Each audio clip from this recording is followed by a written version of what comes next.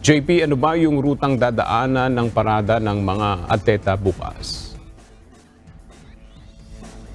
Ayon nga sa Metropolitan Manila Development Authority o MMDA, yung mga ruta na yan ay nasa Maynila. At magmumula nga yung parada para parangalan yung mga lumahok sa 2024 Paris Olympics sa Aliw Theater sa V. Soto Street at tatahak sa mga kalsada ng Maynila hanggang makarating sa Rizal Memorial Sports Complex. Bukas ng alas 3 ng hapon, August 14, isasagawa ang Heroes Homecoming Parade for 2024 Paris Olympians ayon sa MMDA.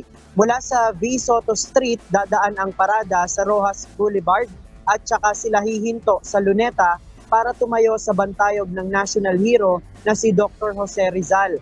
Ayon kay MMDA Acting Chairman Attorney Don Artes, layo nito na maipakita ang mga modern day heroes at ang simbolo ng ating national hero. Pagkatapos ay dadaan ang float ng parada sa P. Burgos, Finance Road, Taft Avenue at President Quirino Avenue. Bago magtungo sa Rizal Memorial Sports Complex, dadaan muna ang mga atleta sa Adriatico Street kung saan nagmula ang two-time Olympic gold medalist na si Carlos Yulo.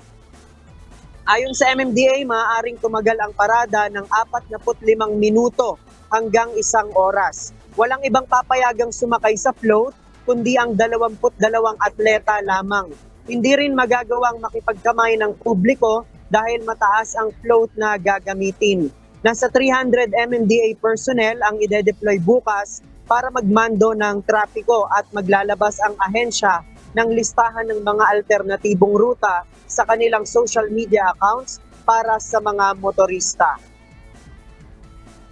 Ayon sa MMDA, magiging mabilis lang yung programa na gagawin doon sa Rizal Memorial Sports Complex dahil nga yung mga atleta pagbalik dito sa bansa at hanggang bukas ay inaasahan pa na pagod doon sa kanilang biyahe. Yan muna ang ating latest live mula dito sa Pasig City. Balik sa iyo, Aga. Okay, maraming salamat, JP Nunez.